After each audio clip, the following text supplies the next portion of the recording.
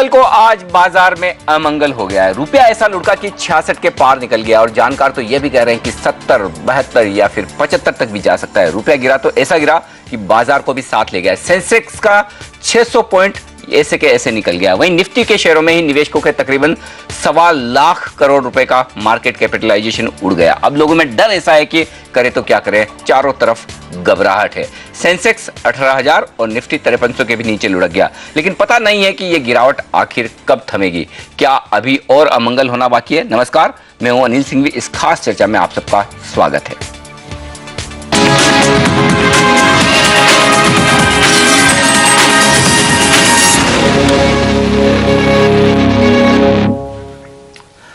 इस खास शो में मेरे साथ शामिल हो रहे हैं 3 दिग्गज। आईसीआईसीआई प्रूडेंशियल म्यूचुअल फंड के एमडी और सीईओ निमेश शाह, एक्सिस म्यूचुअल फंड के एमडी और सीईओ चंद्रेश निगम और साथ ही एडलवाइज कैपिटल के प्रेसिडेंट विकास खेमानी। आप तीनों का स्वागत है सीएनबीसी आवाज पर।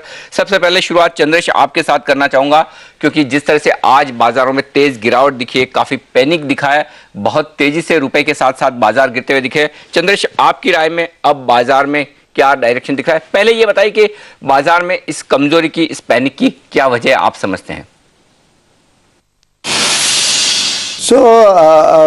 मार्केट में अगर आप देखिए तो एक तो रुपी मार्केट काफ़ी ज़्यादा आज रुपए में बहुत ज़्यादा फॉल आया है। कोई कॉन्फिडेंस ऐसा लग नहीं रहा है जो 2 दिन पहले था।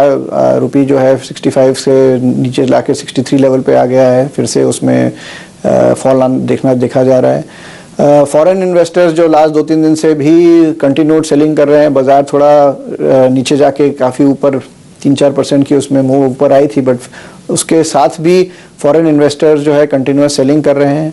और वही आज लगता है बाजार में भी हो रहा है कि फॉरेन इन्वेस्टर सेलिंग बिल्कुल चालू है। और रुपी जिस तरह से आज फिर से गिरा है, कुछ इन्वेस्टर्स को ज़्यादा कॉन्फिडेंस नहीं है। कल डाउ में भी एक गिरावट आई। यूएस मार्केट में भी जो डेटा आ रहा है इकोनॉमी के लिए बहुत सपोर्टिव नहीं आ रहा है।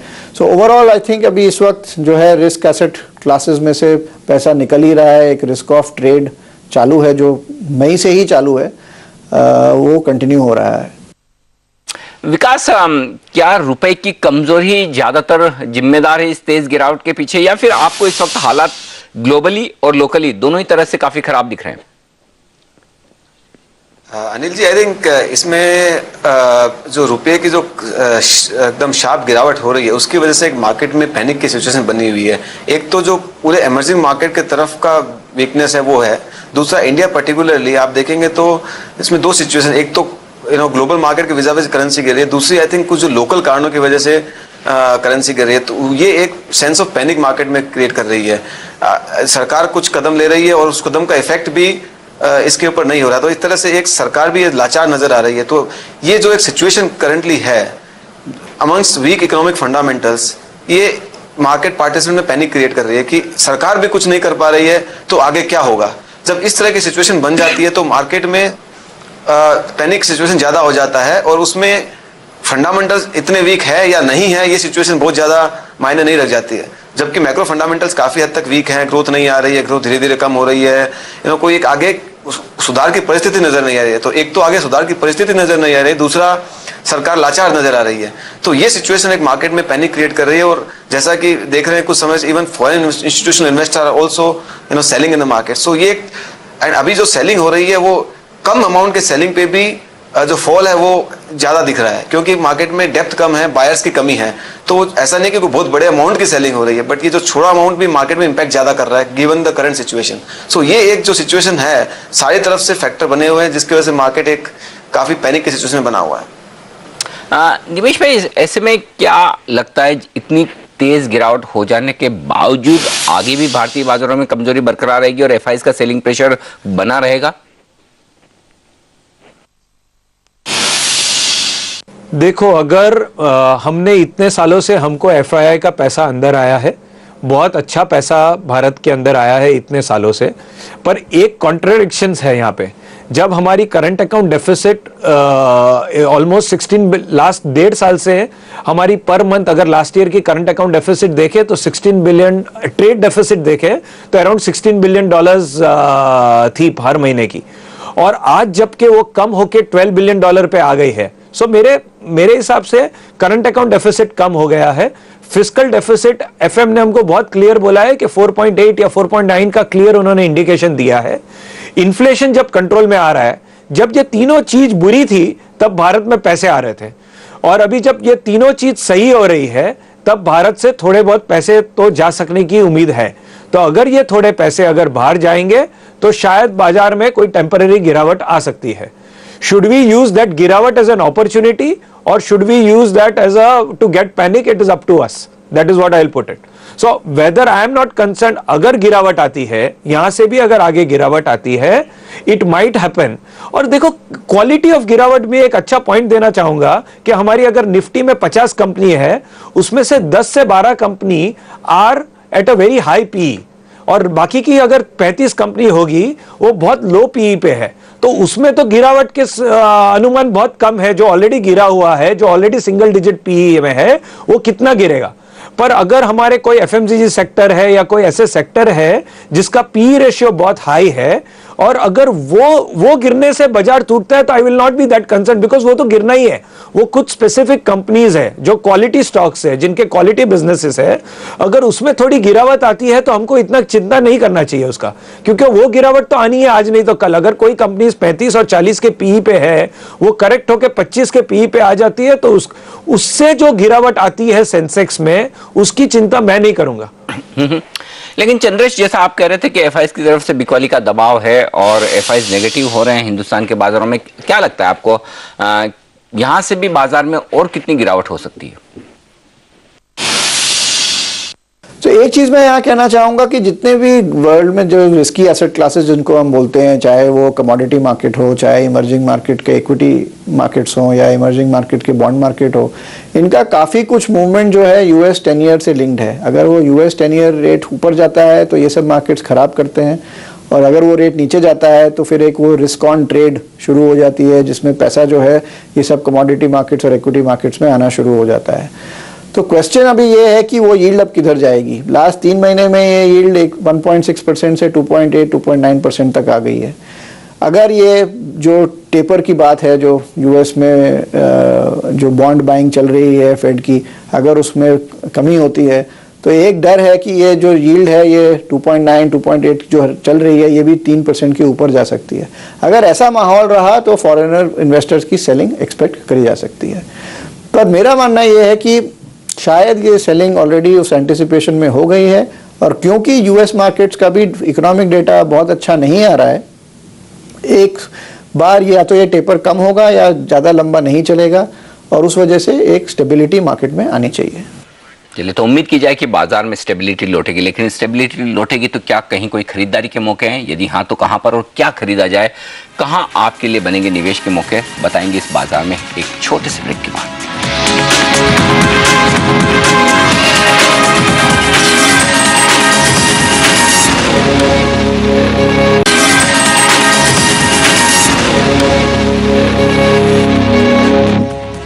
बाजार में सब तरफ से गिरावट का माहौल, रुपए ने 66 का लेवल तोड़ा है और सेंसेक्स और निफ्टी भी जमकर कमजोरी दिखाते हुए आज 600 पॉइंट की गिरावट सेंसेक्स में दिखी है।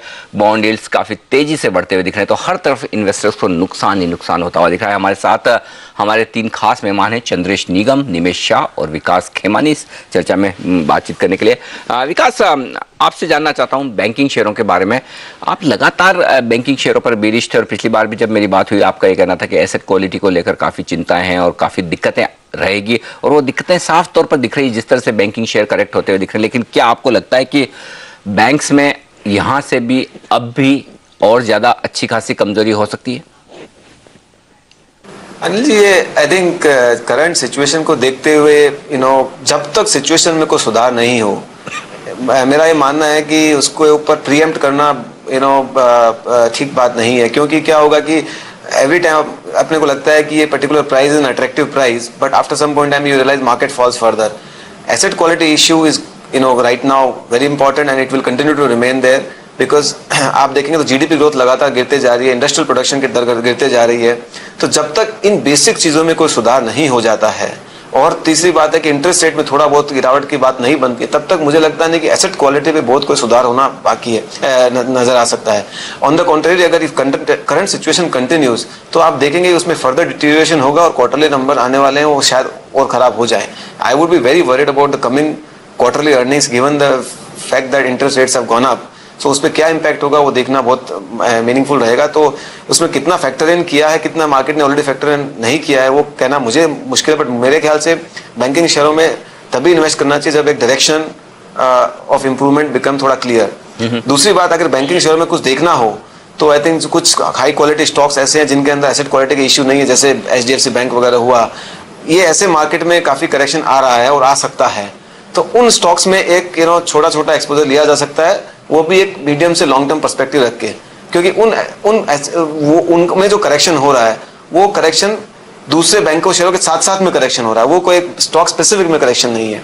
तो आई थिंक उनको ऐसे शेयरों को देखा जा सकता है। बट अगर आप देखेंगे तो PSU बैंक्स या फिर तो बैंक जहां पे एसेट क्वालिटी इशू नजर आ रहे हैं, उनको मेरे को लगता है अभी भी अवॉइड करना चाहिए। लेकिन विकास, अगर आप बैंकिंग शेयरों पर अब भी खरीदारी का मौका नहीं देख रहे तो जाहिर सी बात है कि यहाँ से और नीचे की रिस्क बनती है। ऐसे में बाजार के लिए क्या कितनी रिस्क और बनती है? क्या 5200-5300 पर आकर यहाँ बाजार थम जाएगा, या यहाँ से भी 10-1% या इससे ज्यादा की कमजोरी आपको दिख रही है? खासतौर से अब से लेकर इलेक्शन तक क्या कहीं कोई अच्छी रिकवरी या फिर से तेजी बनने की संभावना है? सी अनिल जी, इसमें अगेन मेरे ख्याल से कोई भी particular level of index is not important. आप देखेंगे तो आप सब लोग ने बोला था कि रुपया 60 पे शायद रुक जाएगा, 62 पे रुकेगा, 65 पे रुकेगा, आज वो भी तोड़ दिया। सो कहने का मतलब उसमें सिचुएशन किस तरह से इवॉल्व होती है, कोई भी एक पर्टिकुलर नंबर इंपॉर्टेंट नहीं होता। तो मेरा सिमिलर मानना है कि इंडेक्स में भी एक नंबर इंपॉर्टेंट नहीं है। अगर सिचुएशन इस तरह से कंटिन्यूसली डिटीरियोरेट होती जाती है तो ये इंडेक्स, क्योंकि थोड़ी सेलिंग में भी मार्केट इस तरह से गिर रहा है, तो एक अगर सेलिंग कंटिन्यू रहती है और एक माइल्ड पैनिक और माइल्ड क्राइसिस की सिचुएशन बनी हुई रहती है, तो यहाँ से इंडेक्स कहीं भी जा सकता है और भी गिर सकता है। सो मैं हमेशा एक चीज देखता हूँ कि कोई नंबर के ऊपर लगाव नहीं रखता हूँ, जबकि ये देखना चाहिए कि सिचुएशन कैसे इवॉल्व हो रही है।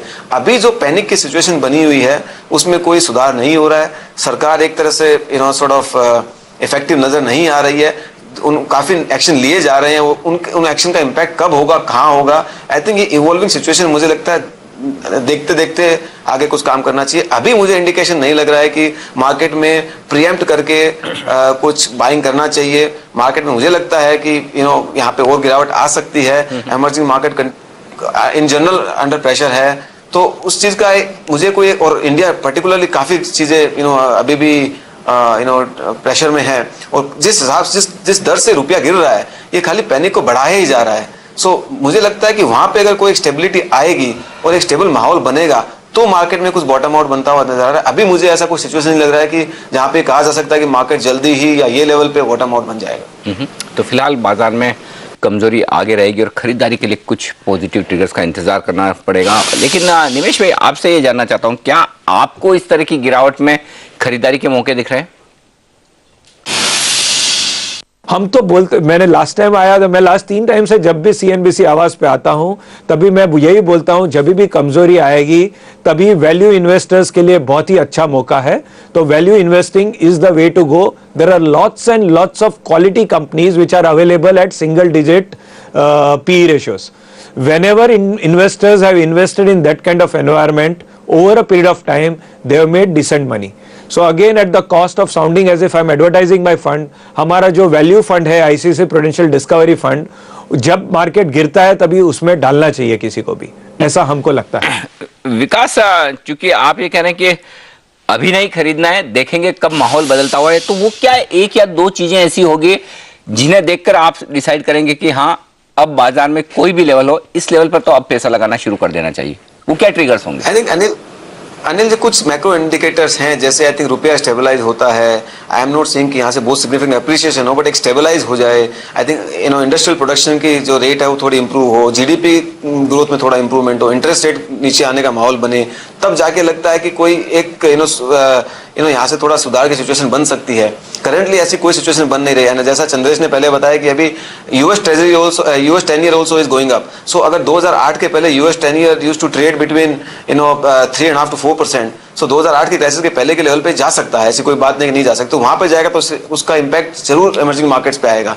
तो युवा आप ऐसी सिचुएशन में है कि आपको ग्लोबल कम लोकल फैक्टर्स को कंबाइन करके देखना पड़ेगा। पर मुझे लगता है कि जो सरकार एक कॉन्सेंट्रेटेड एफर्ट कर रही है, इसका अगर एफर्ट अगले 2-4 महीने में नजर आता है तो मार्केट शायद बॉटम आउट हो जाए। पर अभी ये कहना बहुत मुश्किल है। मुझे ये पक्का पता है कि सरकार कोशिश कर रही है, पर उसका इफेक्ट कैसे होगा अभी तक दिख नहीं रहा है। कैसे होगा, कब होगा, बहुत मुश्किल है। बट मैं ये 3-4 फैक्टर्स को कॉन्स्टेंटली वॉच रखता हूँ। और कुछ प्राइमरी फैक्टर्स हम देखते हैं, जैसे कि फ्रेट वॉल्यूम में क्या हो रहा है, फ्रेट इंडिकेटर कैसा, जो बेसिक प्राइमरी डेटा होते हैं, कैपिटल गुड्स कंपनीज के ऑर्डर बुक कैसे एक्रीट हो रही हैं, सीमेंट डिस्पैचेस कैसे हो रहे हैं, जो एक ग्राउंड लेवल के डेटा है जिनसे आपको पता चलता है कि रिकवरी थोड़ी हो रही है। तो वो सब पे आई थिंक कांस्टेंट वॉच रखना पड़ेगा। तो थोड़ा एक आइडिया आएगा कि अभी मार्केट में, अभी इकोनॉमी में एंड मार्केट में शायद वापस आने की संभावना बन जाएगी। बिल्कुल। और चंद्रेश, जो यहाँ पर विकास भी कह रहे हैं कि रुपए की कमजोरी थमती हुई नजर नहीं आ रही, तो क्या आप भी ये मानते हैं कि सरकार ने अब तक जो भी एक्शन लिए हैं रुपए को संभालने के लिए या कुछ हद तक बाजार को संभालने के लिए, वो सारे बेकार होते दिख रहे हैं? जिस तरह से रुपये का मूवमेंट है वो तो कहा ही जा सकता है कि ये नाकाम रही। मेरे ख्याल से गवर्नमेंट का इंटेंशन बहुत नेक था, क्योंकि डिप्रिसिएशन से काफ़ी परेशानियां होती हैं, इन्फ्लेशन है, बिजनेस कॉन्फिडेंस या इन्वेस्टर कॉन्फिडेंस जो कि हम देख ही रहे हैं, जिसकी वजह से बाज़ार में से पैसा निकल रहा है। तो उनका जो ऑब्जेक्टिव था वो तो काफ़ी नेक था, पर बाज़ार में जो मार्केट पार्टिसिपेंट्स हैं उनको शायद हम लोग इतना कॉन्फिडेंस नहीं दिला पाए, गवर्नमेंट की पॉलिसी इतना कॉन्फिडेंस नहीं दिला पाई है और वो सेलिंग चालू है। सो ऑब्वियसली गवर्नमेंट ने इस बार तो नाकाम रही है रुपये को संभालने। तो यहाँ पर साफ तौर पर चिंताएं अब भी बरकरार है और जब तक रुपए की गिरावट थमती न दिखे तब तक एग्रेसिवली काफी तेजी से आकर बाजार में खरीदारी करना शायद गलत हो सकता है। लेकिन उसके बावजूद इस कमजोर बाजार में निवेश के कई मौके हैं, इक्विटी में भी और इक्विटी के बाहर भी। कहां लगाएं आप पैसा, ये जानेंगे हमारे तीनों एक्सपर्ट से एक छोटे से ब्रेक के बाद।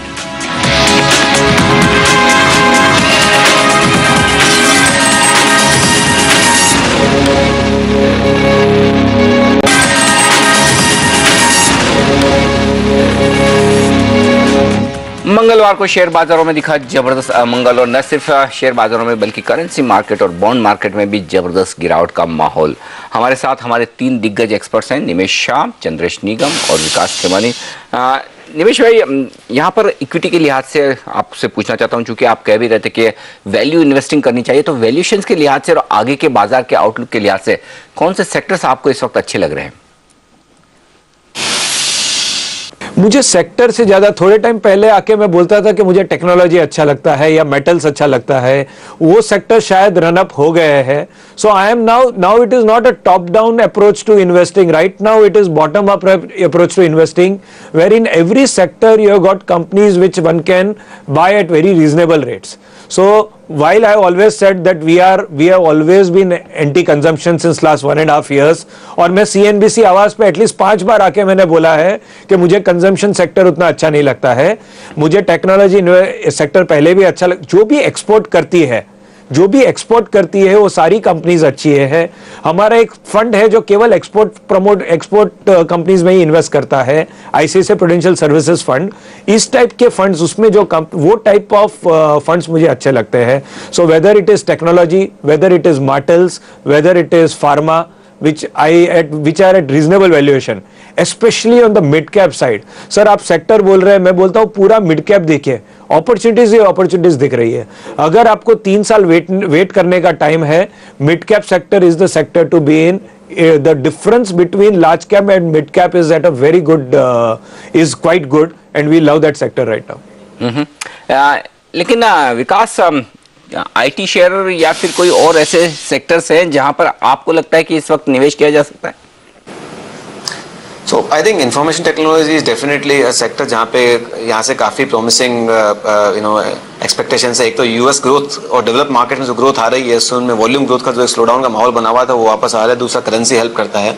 तो मुझे लगता है कि जो कुछ समय पहले FMCG में हुआ था उस में भी उस तरह का मैग्नीट्यूड नहीं हो, पर एक रीरेटिंग का माहौल सारे आईटी सेक्टर्स में बनेगा और उसमें आई थिंक मिड कैप में काफ़ी रीरेटिंग हो सकती है। इसमें कोई डाउट नहीं कि काफ़ी मिड कैप्स में ऑलरेडी परफॉर्मेंस आ गया है, पर हमारा ऐसा मानना है कि यहाँ से भी मिड कैप्स काफ़ी अच्छा रिटर्न्स इन आईटी सेक्टर में दे सकते हैं। दूसरा आई थिंक जो भी इंपोर्ट सब्स्टिट्यूशन और एक्सपोर्ट ओरिएंटेड स्टोरीज हैं उनमें देखा जा सकता है, जहाँ पे they are link to the dollar price and उनका बेनिफिट लोकल शेयर्स को होगा। मेरा एक मानना और है कि ये क्राइसिस की एक सिल्वर लाइनिंग ये है कि जो एक 90 के दशक में एक्सपोर्ट फोकस्ड और मैन्युफैक्चरिंग लेड जो बात होती थी वो पिछले दशक में बिल्कुल नहीं हुई है। तो आई थिंक ये क्राइसिस के बाद में मुझे लगता है सबके एजेंडा में एक्सपोर्ट ओरिएंटेड और manufacturing assets will come back.